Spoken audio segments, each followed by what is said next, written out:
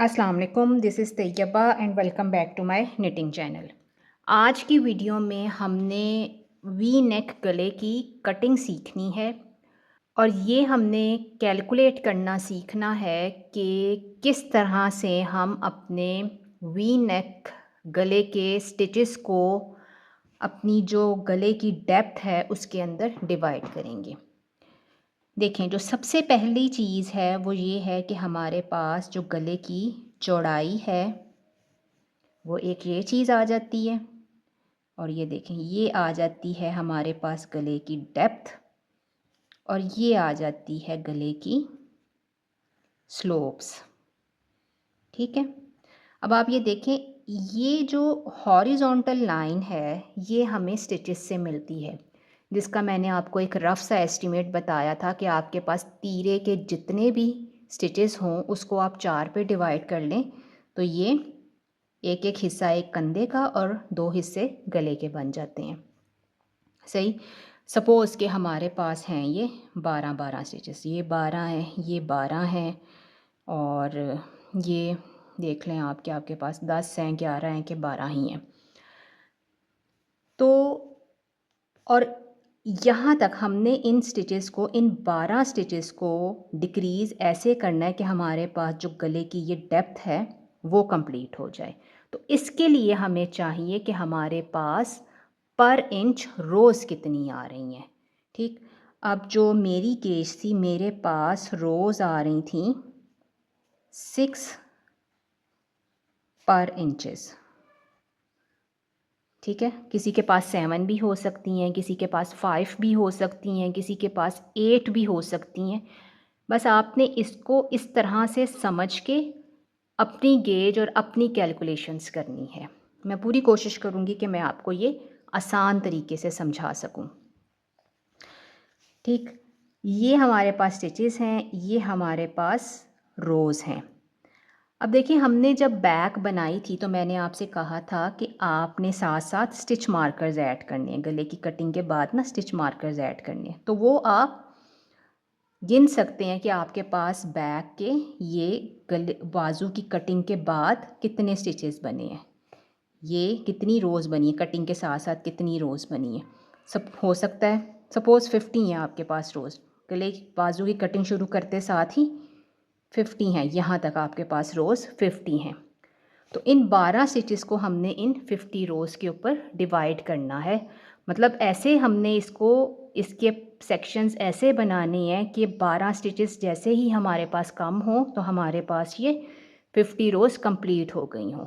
ये है असल जो चीज़ कैलकुलेशन है, यही असल चीज़ है जो वी गले को खूबसूरत कटिंग बनाने के लिए ज़रूरी होती है। अब ऐसा है कि इससे पहले जो एक चीज़ कंसिडर करने वाली होती है वो ये कि हमने वी गले की कटिंग शुरू कहाँ से करनी है। अब ये ना टोटल प्रेफ़रेंस की बात है, पर्सनल प्रेफ़रेंस की बात है कि आपको वी गला डीप अच्छा लगता है, नेक कॉलर बोन के साथ लगा हुआ अच्छा लगता है, कैसा अच्छा लगता है? मुझे ज़ाती तौर पे वी गला ऐसा अच्छा लगता है जिसमें से सिर्फ़ जो ड्रेस शर्ट का कॉलर है ना वो बाहर निकले और उसके साथ बिल्कुल ऐसे हल्की सी वी बन जाए। इधर से कॉलर बाहर निकला हुआ है और ये ऐसे हल्की सी वी बन रही है। तो अगर तो आपको ऐसा अच्छा लगता है, ऐसा ही अच्छा लगता है, तो फिर इसकी जो कटिंग होती है वो हमने बाजू की कटिंग के साथ ही शुरू करनी है। यानी जैसे ही हमने बाजू के पहले खाने बंद किए, जो ज़्यादा होते हैं, 5 होते हैं, 4 होते हैं, 6 होते हैं, तो हमने दरमियान का जो स्टिच होगा वो स्टिच मार्कर पे डाल के अपनी ये रो, निट रो पूरी कर लेनी है। फिर इस साइड पे खाने बंद किए और पर्ल साइड के ऊपर इस खाने को जो हमने स्टिच मार्कर पे गिराया था फिर नहीं बुनना, वो छोड़ देना है। यहाँ पे बस हम धागा थोड़ा सा लूज़ रखेंगे। यूजुअली लोग ऐसा करते हैं कि यहाँ पर ही ना दूसरा बॉल अटैच कर लेते हैं। ये किया, इसको नीचे गिराया, दूसरा बॉल अटैच करके दूसरे साइड की कर दी। मैं ये नहीं करती हूँ। मुझे ऐसा लगता है कि अगर जब स्टिच गिराते हैं तो बॉल एक ही रहे, 2 रोज़ हम उसी के साथ ही बुन लें, उसको ज़रा सा इधर लूज़ छोड़ के, तो उसके अंदर ज़रा जान थोड़ी ज़्यादा रहती है, मुझे ऐसा महसूस होता है। तो मैं ऐसे करती हूँ, आप अगर चाहें तो यहाँ पर ही दूसरा बॉल भी अटैच कर सकते हैं। तो ये तो हो गई कुछ मोटी-मोटी सी बातें।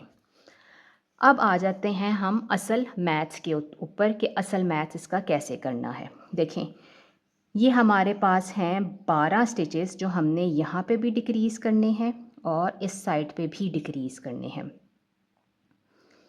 और हमने ये डिक्रीज़ करने हैं 50 रोज़ के अंदर। तो हम क्या करेंगे, हम इन 50 रोज़ को डिवाइड करेंगे 12 के ऊपर। सही, तो हमारे पास जो भी आएगा नंबर, उतनी रोज़ के बाद हमने उतनी रोज़ के ऊपर हमने एक स्टिच डिक्रीज़ करना है। ठीक, अब ये 50 हैं रोज़, लेकिन असल में क्या है कि मैंने पहली 2 रोज़ के अंदर कोई भी स्टिच डिक्रीज़ नहीं किया। नेट रोज़ के अंदर मैंने दरमियान का स्टिच जौन सा वो स्लिप किया और फिर पर्ल रो के ऊपर उसको दोबारा ही स्लिप रहने दिया। तो 2 रोज़ तो ये कम हो गई ना, तो ये बन गई 48 डिवाइडेड बाय 12। तो अब आपने इसको करना है 12 4 48।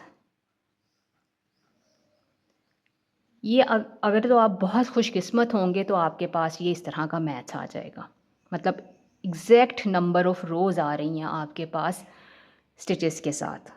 सही, ये मतलब ये बेस्ट सिनेरियो होता है, गोल्डन सिनेरियो आप इसको समझ लें। तो इसका ये मतलब है कि आपने एक रो के ऊपर इधर स्टिच डिक्रीज़ किया, फिर 3 रोज़ बुन ली, फिर डिक्रीज़ किया, फिर 3 रोज़ बुन ली, फिर डिक्रीज़ किया, फिर 3 रोज़ बुन ली। तो ये तो ऐसे हो जाएगा, और जैसे ही आपके पास ये रोज़ कंप्लीट होंगी आपके पास ये स्टिचेस भी सारे डिक्रीज़ हो गए होंगे। लेकिन ऐसा भी हो सकता है कि आपके पास ये पूरा पूरा डिविजिबल ना हो। उस सूरत में क्या करेंगे?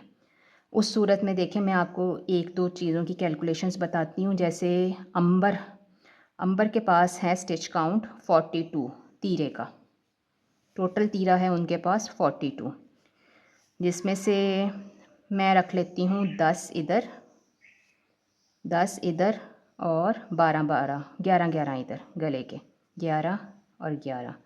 ये गले की डेप्थ है, ये डायगनल है, ठीक है। और इनकी रोज़ मुझे इन्होंने बताई हैं कि हैं 6 रोज़ इनकी हैं पर इंच के ऊपर, और बाजू इनका है, बाजू की जो डेप्थ है वो है 5.5।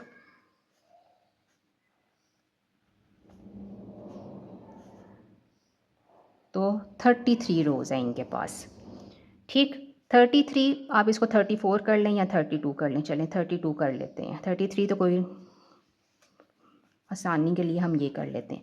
बाजू की कटिंग की और साथ ही ये इसके ऊपर डाल दिया और एक रो कर ली। तो हमारे पास 32 में से कितनी रोज़ बची? 30 रोज़ बची। और कितने स्टिचेस हमने डिक्रीज़ करने हैं? 11। तो 30 डिवाइडेड बाय 11, तो हमारे पास क्या आएगा? 2 पॉइंट समथिंग आएगा। इसका मतलब ये है कि अगर हम हर दूसरी रो के ऊपर स्टिच डिक्रीज़ कर रहे हैं, हर दूसरी रो के ऊपर स्टिच डिक्रीज़ कर रहे हैं, हर दूसरी रो के ऊपर स्टिच डिक्रीज़ करने का मतलब है कि हर सीधी साइड के ऊपर हम स्टिच डिक्रीज़ कर रहे हैं और पर्ल रो हम वैसे ही बुन रहे हैं। तो हमारे पास कितनी रोज़ के अंदर 11 स्टिचेस डिक्रीज़ हो जाएंगे? इसका मतलब है कि हमारे पास 22 रोज़ के अंदर 11 स्टिचेस डिक्रीज़ हो जाएंगे। तो पीछे कितने बचेंगे? पीछे कितनी रोज़ बच जाएंगी? 8 रोज़ बच जाएंगी। 8 रोज़ रिमेनिंग होंगी। तो 8 रोज़ आप रिमेनिंग क्या करेंगे? उनको सीधा सीधा सीधा सीधा सीधा सीधा बुन लेंगे, तो हमारे पास गले की शेप बन जाएगी ये ऐसे। पहले ऐसे हुआ, फिर 8 रोज़ का मतलब है तकरीबन 1.5 इंच, तो 1.5 इंच ये ऐसे बन गया। ऐसे भी आप बना सकते हैं। जो छोटा गला होगा ना, जैसे ये तो छोटा गला है, इसमें जब आप ऐसी कटिंग के साथ बैंड बनाएंगे ना तो पता नहीं चलेगा। लेकिन अगर यही बड़ा गला हो और आपके पास हर दूसरी रो पे स्टिच डिक्रीज़ करके ये इस तरह इतना लंबा सा आ जाए, तो वो गला वी गला बनने की बजाय डायमंड शेप का बन जाएगा। ये ऐसा वी गला नहीं वो बनेगा। सही, तो इसको भी करने का एक तरीका होता है, वो अब हम एक बड़े स्टिच काउंट के साथ सीखते हैं। जैसे एक हमने ये 7 से 8 साल के गले का सीख लिया, ये हमने तकरीबन 2 से 4 साल तक के गले में हमारे पास ये स्टिच काउंट होगा, ये सीख लिया। अब हम एक एडल्ट साइज़ का सीख लेते हैं। सपोज़ एडल्ट साइज़ में हमारे पास हैं 36 स्टिचेस गले के। 36 स्टिचेस गले का मतलब है कि आपने 18 इधर कम करने हैं और 18 इधर कम करने हैं, ठीक। और आपके पास ये जो रोज़ आ रही हैं, ये हमारे पास 7 रोज़ पर इंचज़ हैं, और जो बाजू की ये जो डेप्थ है ये है 8.5। तो ये 7 रोज़ पर इंचज़ और 8.5 आर्म होल की डेप्थ। तो ये हमारे पास क्या बन जाएगा, कितनी रोज़ आएंगी, 7 8 56 और 3 60 रोज़ आएंगी। हमारे पास बन रही हैं 60 रोज़। 60 रोज़ में हमने 18 स्टिचेस डिक्रीज़ करने हैं। तो अगर तो हम हर दूसरे रो के ऊपर करेंगे तो हमारे पास 36 रोज़ हो जाएंगी, ठीक। तो बाकी कितनी बच जाएंगी, काफ़ी सारी बचेंगी। और अगर हम हर चौथी रो के ऊपर करेंगे तो हमारे पास रोज़ मेरा ख्याल है बढ़ जाएंगी। 4 8 32 की लगा 2 3 हो गए हासिल, 4 1 4 और 3 7 72। तो फिर हमारे पास ये 12 रोज़ बढ़ जाएंगी। तो अब इसको हमने कैसे एडजस्ट करना है, ये आप ना इस तरह से लिख लें, डिक्रीज़, पहली डिक्रीज़, दूसरी, तीसरी डिक्रीज़। अगर आप हर 2 रोज़ के बाद करते हैं तो हमारे पास बच जाते हैं, हमारे पास रोज़ हो जाती हैं 36, और असल में हमारे पास रोज़ हैं 60। तो 60 में से आपने 36 माइनस किए तो हमारे पास बचेंगे 24 रोज़। 24 रोज़ हमारे पास बच गई ना। और देखिए मैंने आपको बताया कि हम शुरू में 2 रोज़ के अंदर कोई डिक्रीज़ नहीं करेंगे, उस स्टिच को स्लिप करेंगे। तो 24 माइनस 2, तो हमारे पास बचती हैं 22 रोज़। अब हमने इन 22 रोज़ को यहाँ पे कहीं एडजस्ट करना है, इन रोज़ के अंदर। ये देखें, यहाँ पे तो 2 रोज़ के बाद है ना, 2 रोज़। अब ये जो 22 रोज़ है ना, इनको हमने यहाँ पे कहीं डिस्ट्रीब्यूट करना है। एक साथ हमने सीधी सीधी नहीं बुननी, बल्कि डिवाइड करके ना डिक्रीज़ेस के दरमियान में कहीं पे इनको हमने बुनना है। तो हमें देखें, हमें ये पता है कि अगर हम एक 2 डिक्रीज़ेस के दरमियान में रोज़ इंक्रीज़ करेंगे तो हम एक रो नहीं इंक्रीज़ करेंगे, हम हमेशा 2 रोज़ ही इंक्रीज़ करेंगे। उसकी वजह ये है कि ये हमारे लिए आसान रहता है कि हम उसको नेट साइड के ऊपर डिक्रीज़ करें और पर्ल साइड के ऊपर हमारे पास रो इवन ही रहे। तो ठीक है ना। तो इसका ये मतलब है कि हमने इन 22 रोज़ को 2 के जोड़े में डिक्रीज़ करना है, यानी ये 22 को हम 2 पे डिवाइड करेंगे तो ये 11 होंगे। यानी ये जो 11 सेक्शंस हैं 2-2 रोज़ के, वो हमने यहाँ पे डिस्ट्रीब्यूट करने हैं। तो वो ये जो 11 सेक्शन होंगे वो हम इन जगहों पे उल्टी तरफ से, यानी आखिरी डिक्रीज़ के अंदर ऐड करना शुरू करेंगे। 2 जमा 2 एक दफ़ा, 2 जमा 2 2 दफ़ा, जमा 2 3 4 5 6 7 8 9 10 11। ठीक हो गया। यानी पहली 7 डिक्रीज़ेस आप हर दूसरी रो पे करेंगे और उसके बाद 8वीं से लेके 18वीं तक हर 4 रोज़ के बाद करेंगे। ये मुझे सबसे आसान तरीका लगता है। डिस्ट्रीब्यूट करने का थोड़ा लंबा तो हो जाता है, लेकिन ये आसानी के साथ हो जाता है। सही। तो इसमें क्या होगा कि जैसे ही आपके पास ये अपनी रोज़ कंप्लीट होंगी तो आपके पास गले की डिक्रीजिंग भी कंप्लीट हो जाएगी। बस आपने ये ध्यान रखना है कि आपने इसके साथ जो लोग वेज बना रहे हैं उसको कंसिडर करना है। वो वेज जो बनेगा वो इस या तो आप इस डिक्रीज़ के साथ ही बना सकते हैं, या आप इस वेज की 4 रोज़ को पहले माइनस कर लें।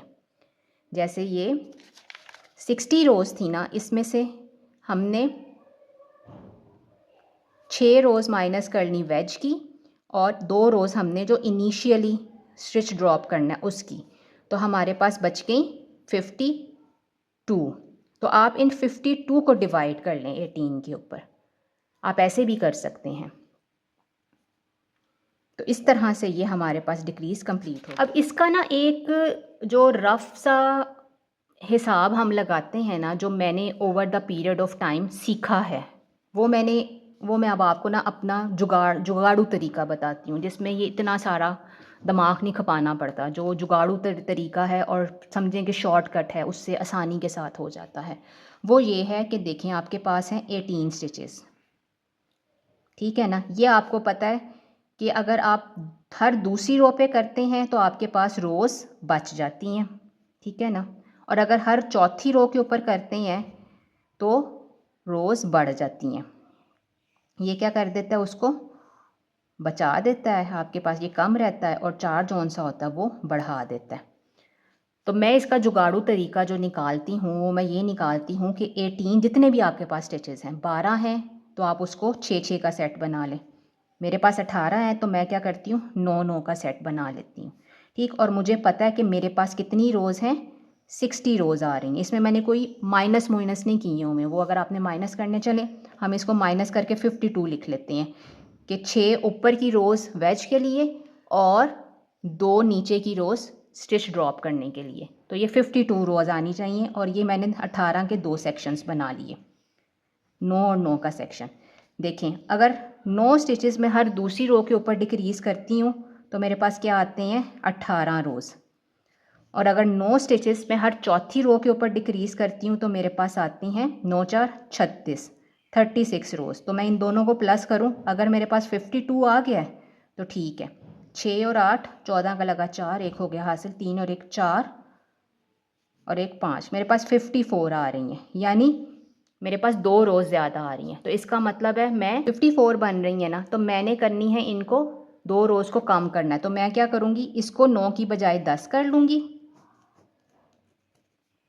इसको 9 की बजाय 10 कर लूँगी और इसको 9 की बजाय 8 कर लूँगी।